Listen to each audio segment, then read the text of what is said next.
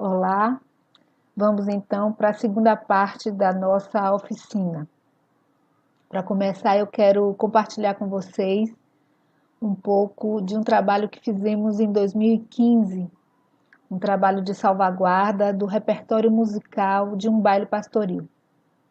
Na verdade, reunimos pastoras e tocadores de alguns bailes pastoris da Bahia, e a partir da memória desses mestres e dessas mestras, registramos em partitura 53 cantigas e registramos as letras dessas 53 cantigas e de 57 versos.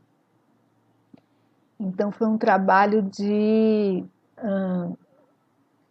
valorizar a memória desses mais velhos e de salvaguardar, né? Porque não existiam registros fonográficos, registros em livros, publicações dessas cantigas.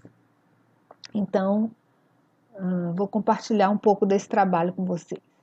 Primeira marcha pastora, bela pastorinha, primeira marcha pastora, bela pastorinha, primeira marcha pastora, viemos saber, primeira marcha pastora, hoje perguntar, primeira marcha pastora, porque não vai primeira marcha pastora, noite de Natal, primeira marcha pastora, meu menino é meu, primeira marcha pastora, não é de ninguém, primeira marcha pastora, quem tiver inveja, primeira marcha pastora,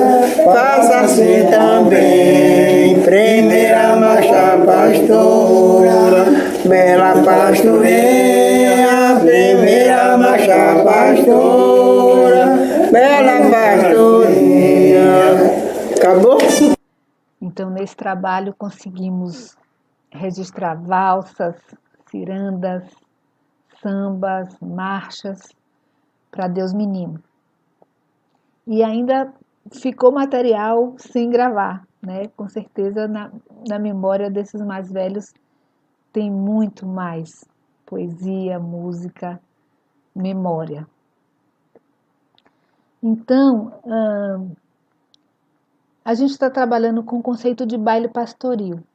Baile pastoril, eu estou considerando todas as expressões que tratam dessa peregrinação dos pastores, né, desde o momento da anunciação dos anjos até a chegada na gruta, em Belém. Então é essa trajetória, essa marcha festiva, cantante, dançante, que é o elemento básico, né, principal de um baile pastoril ou de um pastoril, como a gente quiser chamar. Então, apesar de uma multiplicidade, um conjunto quase inclassificável de manifestações natalinas que se desenvolveram no Brasil, principalmente nesse período, né, metade do século XIX e metade do século XX. São ternos, presépios, lapinhas, dança de pastorinhas, são denominações diversas, com características específicas de cada lugar, mas se a manifestação trata dessa marcha dos pastores até o Deus Menino, nós estamos chamando de baile pastoril. Então, vamos retomar aqui o artigo de Mário de Andrade, que a gente está tomando como uma referência aí para a gente compreender os antecedentes dos bailes pastoris brasileiros. Então, Mário vai dar algumas indicações importantes, e no final ele discute um pouco o próprio valor do baile pastoril como um elemento cultural brasileiro. Bom, a hipótese mais aceita, que é o que tanto Mário como outros folcloristas trabalham, como Melo de Moraes Filho, como Martins Oliveira, trabalham com a hipótese de que o baile pastoril chegou no Brasil através da propagação, da expansão do catolicismo europeu contra-reformista. Então, século XVI, a Europa vivendo a reforma protestante, a Igreja Católica reagindo a essa reforma protestante, né, a chamada Reforma Católica ou Contra-Reforma, vai se utilizar de diversos instrumentos para a expansão da fé católica, né, através de diversos recursos para responder a esse avanço protestante. Então, o surgimento da Companhia de Jesus está dentro dessa lógica, e a utilização do teatro no trabalho jesuítico vai ter esse propósito. Mas antes da gente chegar no trabalho jesuítico, no Brasil colônia, vamos começar um pouquinho antes, para a gente entender os antecedentes mais remotos dessas manifestações. Então, a gente vai começar a nossa trajetória do século X europeu. Então, é um consenso entre os autores que tratam do tema, que é nesse momento, por volta do ano 1000, na Europa Ocidental, que as primeiras manifestações da teatralização da natividade vão começar. A gente vai ter os mosteiros como locais importantíssimos para a gente compreender a produção cultural dessa Europa medieval. E eu vou destacar o mosteiro de São Galo, que está localizado no que hoje é a Suíça. O mosteiro de São Galo foi um centro difusor da cultura medieval. Então, era um monastério, né, uma abadia. Existiam monges que viviam em clausura. Esse mosteiro se relacionava com o mundo exterior através das suas obras religiosas. Eu vou destacar, então, aqui é a biblioteca do Mosteiro de São Galo, uma das mais importantes do mundo. Eu vou destacar um monge que viveu nesse momento lá no Mosteiro de São Galo, o monge Tuotilo. Ele era um monge artista, entalhador, pintor, fazia traduções, escrevia, criava. E ele entrou para a história como autor de um tropo natalino. O tropo é uma interpolação na liturgia da missa. Então, a missa tem momentos de canto, de textos, sempre muito sérios, né? A igreja medieval é uma igreja grave, séria, e os tropos eram pequenas interferências poéticas nessa liturgia que a igreja permitia que acontecesse. E os monges eram os autores dessas interferências. Então, eram adições de falas e de cantos na liturgia. E isso acontecia principalmente nos momentos celebrativos do ano litúrgico. Os principais momentos celebrativos eram os momentos da vida de Jesus, principalmente a sua morte e ressurreição na Páscoa e o seu nascimento no Natal. O tropo natalino Ode Cantandus, atribuído a Tuotilo, né? Existem referências, indicações fortes da autoria, é o primeiro tropo que conhecemos. Pode ter até existido outros tropos anteriores a ele. Então, ele é do século X e vai tratar justamente do caso bíblico do Natal. Eu tenho uma versão dele que eu gostaria que a gente escutasse aqui juntos.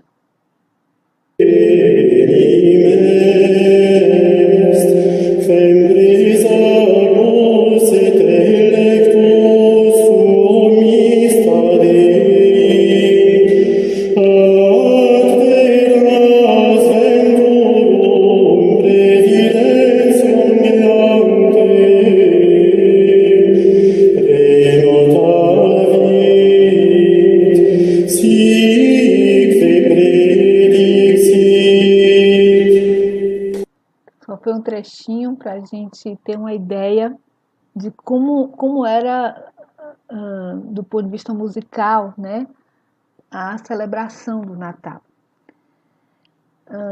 Claro que não existe relação direta com, por exemplo, as cantigas de um baile pastoril do Brasil contemporâneo.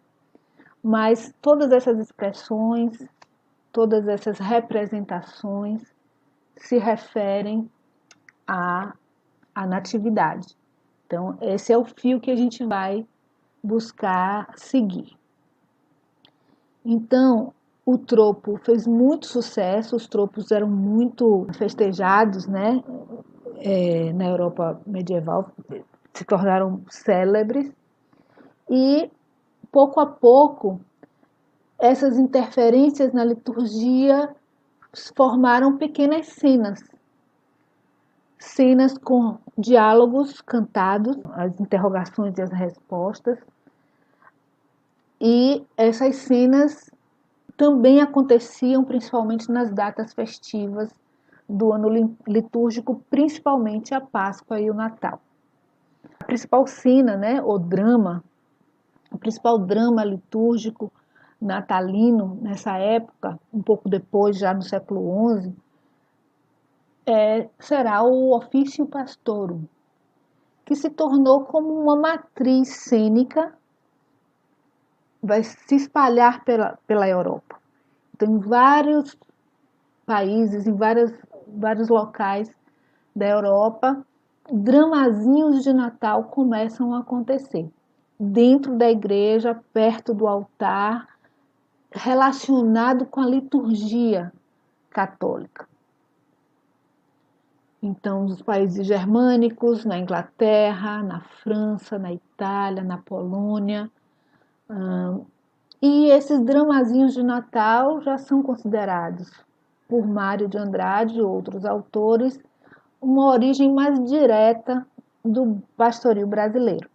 Nesse momento ainda medieval, a Península Ibérica, Espanha e Portugal também vão receber a influência do resto da Europa, nessa mundividência europeia, que vai fazer com que também lá comecem a acontecer, na Península Ibérica, Portugal e Espanha, começam a acontecer pequenos dramas natalinos. Esse documento é um documento que registra o Alto dos Reis Magos, é uma peça espanhola do século XII, que é o documento mais antigo do teatro espanhol.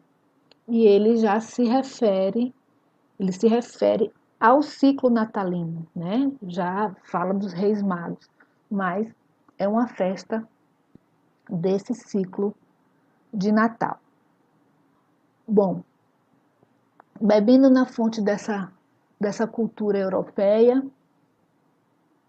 no iniciozinho do século XVI, a gente vai ver acontecer e se consolidar a dramaturgia de Gil Vicente.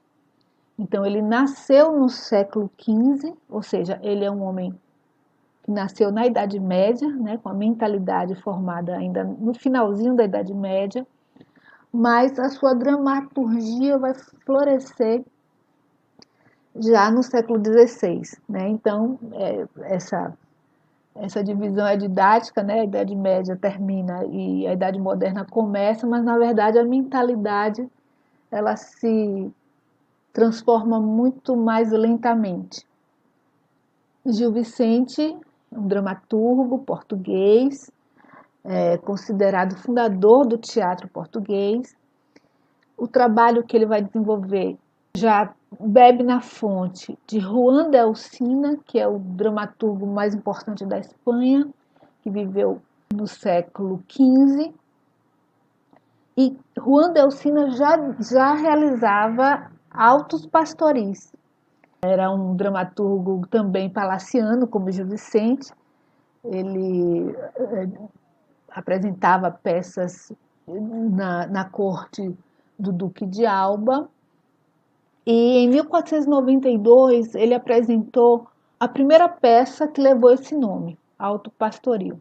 Em 1492, no mesmo ano em que Colombo chega à América. E o trabalho de Juan de Alcina vai ser marcante. Então, esse estilo pastoril, esse estilo de desenvolver autos no gênero pastoril vai se popularizar. E Gil Vicente, então, já é um seguidor de Juan de Alcina. Só que todos os autores concordam que o gênio de Gil Vicente vai sobrepujar o mestre. Além dessa influência de Juan de Alcina, Gil Vicente vai também ser influenciado por textos ingleses, né? Tem um autor que fala muito fortemente dessa relação. Então, esses textos medievais ingleses tratavam dos mistérios, né? A Páscoa e o Natal, além das celebrações pré-cristãs, né? Povos ainda pouco cristianizados ou não cristianizados, que tinham suas tradições chamadas pagãs pela igreja, né? Então, todos esses elementos ajudaram a formar a mentalidade e o trabalho de Gil Vicente. O seu primeiro trabalho vai ser o Monólogo do Vaqueiro, ou Auto da Visitação. Ele foi convidado pelo rei Dom Manuel para apresentar um auto em homenagem ao nascimento do príncipe Dom João III. Gil Vicente vai fazer uma paráfrase da Natividade, então, relacionando o nascimento do príncipe com o nascimento do Deus menino. A rainha mãe, Dona Leonor, ficou tão encantada que convidou Gil Vicente para uma apresentação no final daquele ano. E aí ele começa a sua trajetória como dramaturgo. Gil Vicente vai ser autor de 48 peças de teatro. 16 delas são consideradas peças de devoção. Então, como eu disse, a mentalidade dele é uma mentalidade medieval. Ele é um homem religioso, com a religiosidade medieval, mas as influências de um pensamento renascentista e humanista também já estão no seu espírito. Então, a obra de Gil Vicente vai refletir esses elementos em transição. Os seus autos de devoção são 16, 8 deles se referem à Natividade, né? Esses que estão em destaque. Auto Pastoril Castelhano, Auto da Fé, Quatro Tempos, Sibila Cassandra, um dos mais famosos, A Barca Segunda, Auto Pastoril Português, Auto da Feira e auto chamado Morfina Mendes. Nesses dramas, nesses autos, o caso do Natal às vezes fica em segundo plano, é um contexto onde uma outra história vai acontecer. Histórias de amor, né? Outros enredos vão acontecer, mas a finalização é sempre a adoração dos pastores ao presépio. Então, o trabalho de Gil Vicente vai ser fundamental, vai ser contundente, vai influenciar muitos outros. Ele vai vivenciar justamente esse momento do Império Português, de expansão do Império Português e da afirmação da fé católica. Em 1500, Cabral chega ao Brasil, né? Em 1502 é a primeira peça de Gil Vicente em Portugal. Então, como esses elementos se relacionam? A gente pode compreender que se relaciona através do trabalho de uma ordem religiosa, são os jesuítas ou a Companhia de Jesus, uma ordem que nasceu, não é uma ordem de clausura, é uma ordem de ação no mundo. Eles vão ser instrumentos tanto do Papa quanto do rei, tanto da igreja quanto da coroa, para esse projeto expansionista português, né? Essa expansão do Império Ultramarino português. Os jesuítas terão uma missão muito, muito importante. E aonde quer que os jesuítas tenham agido, né, tanto na América Portuguesa quanto em outras partes do mundo, o teatro vai ser um instrumento fundamental para o trabalho deles. Então, o trabalho dos jesuítas é um trabalho de conversão, é um trabalho de conquista de almas. Então, ao chegar à América Portuguesa, o europeu se encontra com as nações indígenas. E converter essas almas era fundamental. Os pastoris, os altos pastoris serão um importante instrumento para isso. Então, entre todos os jesuítas, eu estou destacando aqui o trabalho de José de Anchieta. José de Anchieta se formou na Universidade de Coimbra, em Portugal. Lá, sem sombra de dúvida, entrou em contato com a obra de Gil Vicente. Talvez tenha até assistido algum alto vicentino nos palácios, nos mosteiros. E ele vai viajar, ele vai participar de uma missão, né, de evangelização e chega à América Portuguesa em 1553, ou seja, no iníciozinho da colonização. E aqui ele vai desenvolver um trabalho fundamental, ele fica aqui até a sua morte. Escreveu bastante, né?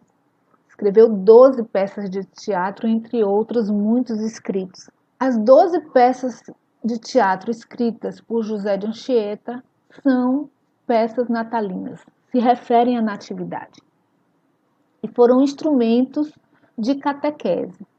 Então, o trabalho dos jesuítas era converter índios e instruir colonos. E o teatro tinha o papel de divertir, de amedrontar e de converter.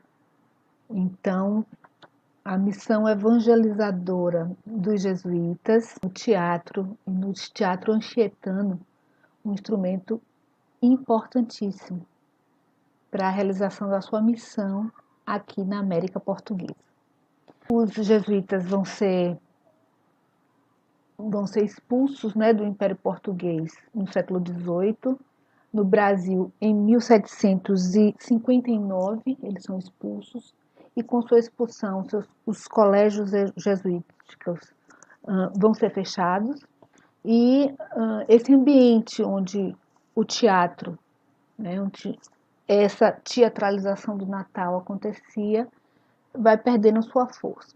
Esse talvez seja um elemento que possa explicar a ausência de referências aos pastoris nos séculos 17 e 18. Mário se refere a isso no seu artigo. Não existem muitas referências. É como se o baile pastoril perdesse a sua importância ou fosse entrando num desuso. De qualquer maneira, no século XIX, isso vai se reverter. Talvez a chegada da família real ao Brasil em 1808 seja uma explicação, um elemento que possa explicar uma nova onda, né, da cultura europeia aqui no Brasil. E são hipóteses, né, para a gente entender o porquê desse reflorescimento tão extraordinário do pastoril no Brasil entre mais ou menos 1850 até mais ou menos 1950. Então, foram elementos vitais no cotidiano de comunidades. São festas que vão fazer sentido e vão agregar pessoas, né, na sua celebração. Isso a gente pode questionar Mário, né? Gostaria muito de dialogar com Mário sobre algumas observações que ele faz no final do seu artigo. Esse diálogo com Mário seria importante para a gente poder atualizar algumas ideias. Ele coloca, por exemplo, que o pastoril teria pouca importância folclórica. Um dos motivos seria a distância do sentido sagrado e religioso, que o lado profano, o lado sensual das pastorinhas teriam tomado conta de todas as expressões desse festejo. Na verdade, quando eu conheci o baile pastoril de Dona Pina, em 2002, ou seja, já século XXI, esse pastoril ainda guardava um forte sentido religioso. Então era uma brincadeira, mas também era uma devoção. As próprias mais velhas se referiam dessa maneira, né? Um outro aspecto que a gente poderia dialogar com Mário é essa questão. Ele questiona a misturada incrível de elementos que o pastoril trazia, né? Então ele tinha um ideal de uma manifestação que teria uma unidade intrínseca, mas na verdade o pastoril brasileiro é essa mistura de elementos, né? E ele se refere, eu coloquei um trecho do artigo, ele se refere de uma forma pejorativa a essa misturada incrível de elementos, de textos tradicionais com referências religiosas, músicas de várias procedências, enfim, como se essa característica de mistura desqualificasse aquela expressão como uma expressão importante da nossa cultura. Mas as discussões sobre cultura mais recentes, muito mais recentes, falam justamente, falam de uma forma diferente, né? Então, por exemplo, o historiador Sérgio Gruzinski, ele vai se referir à mestiçagem como uma mistura que ocorreu em solo americano, a partir do século XVI, entre humanos, imaginários, formas de vida, vindos dos 4 continentes. Então, em solo americano, fragmentos e estilhaços de várias partes do mundo se encontraram aqui e conformaram a nossa cultura. O que eu destaco é a ideia de que a mestiçagem é formadora da cultura brasileira e que o baile pastoril, junto com outras manifestações, revelam, né, demonstram de uma forma muito clara como essa formação cultural aconteceu. Elementos vindos de diversas partes, né? Aqui no Brasil, todas essas influências europeias, as culturas indígenas, as culturas africanas, as culturas imigrantes. É o caldeirão cultural que forma a nossa nação e o baile pastoril é um revelador disso.